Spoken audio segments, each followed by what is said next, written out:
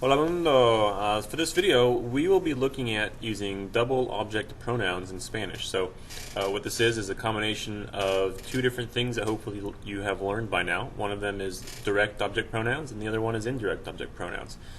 Before I keep going here, the document that you'll be looking at in this video has been made available to you. There's a link to it in the description of the video. So if you haven't yet learned both the direct and indirect object pronouns, you're going to want to go back and do that. These links that you see right here on this document are live if you open up the document, and you can go check out my instruction on direct object pronouns and the instruction on indirect object pronouns, so that when you come back you are ready to do the double object pronouns. So I'm going to get going on here to the pronoun thing. So just a quick review. The direct object pronouns are me, te, lo, la, nos, os, los, and las. And then the indirect object pronouns over here on the right are me, te, le, nos, os, les. So the nice thing about these is that the top four between the direct and the indirect are the same. The bottom ones are the ones that change just a little bit. What we're going to do here is go down, and I'm just going to kind of giving you some things that you might want to remember when we're working with pronouns. To find the direct object pronoun, you're going to want to look for what is directly receiving the action of the verb. So if the verb is like to pass, you want to say, okay, what's being passed? And that is going to be my direct object noun, and I can change that to a direct object pronoun. To find the indirect object pronoun, look for what is indirectly receiving the action of the verb. So if I'm passing something to him, he is indirectly receiving the action of the verb, so he is going to be my indirect object noun, and I'm going to change him to an indirect object pronoun. You can always put the direct object pronoun and the indirect in front of the conjugated verb in your sentence. Unless we're doing commands, there's a little bit of a different story there. We'll get to that kind of stuff later. You can also attach pronouns to verbs when there are more than one verb involved, and I will give you some examples of that, which are coming up right now. So I have here, I think, four examples of how we can use double object pronouns. I'll explain my process for each one so you get the idea. So your example sentence for number one is mis amigos trajeron a pastel, and then in parentheses there I have para ti. So my friends brought the cake for you. So I'm going to change those some of those words to pronouns. So we want to look at that sentence and ask what's directly receiving the action of the bringing the cake is. So that's going to change to lo, the direct, and then what's indirectly receiving it, it's going to be you, and that'll change to te. So my new sentence is going to be mis amigos te lo trajeron.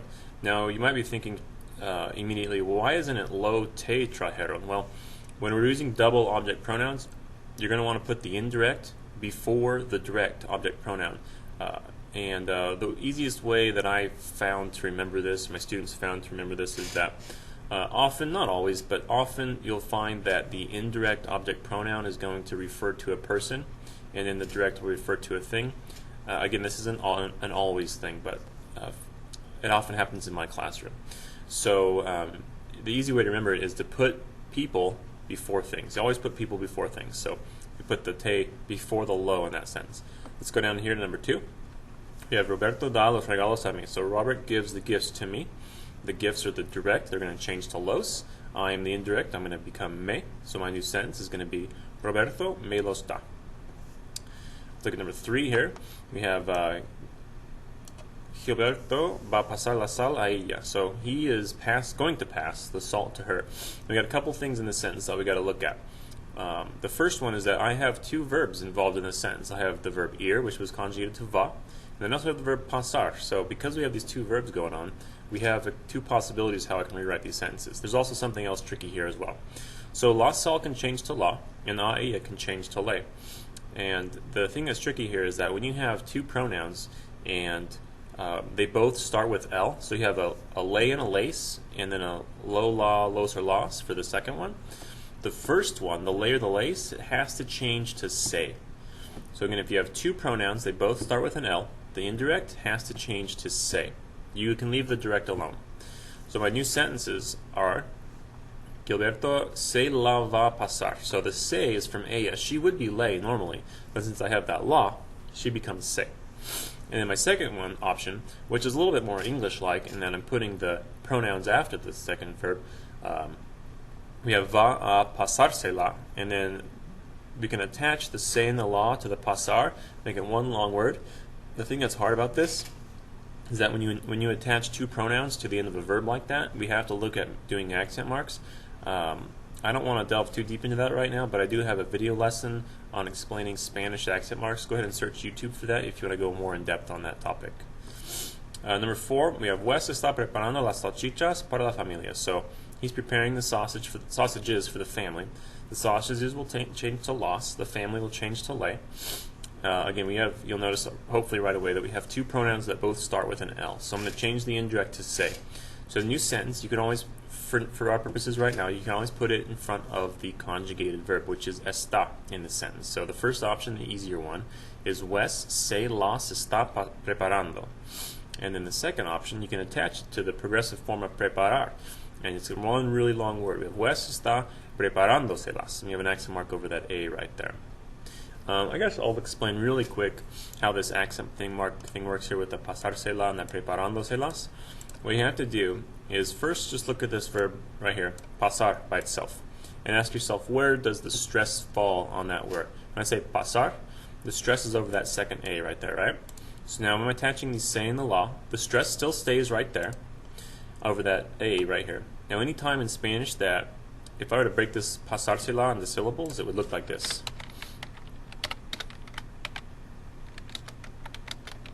It would look like that, pasar-se-la.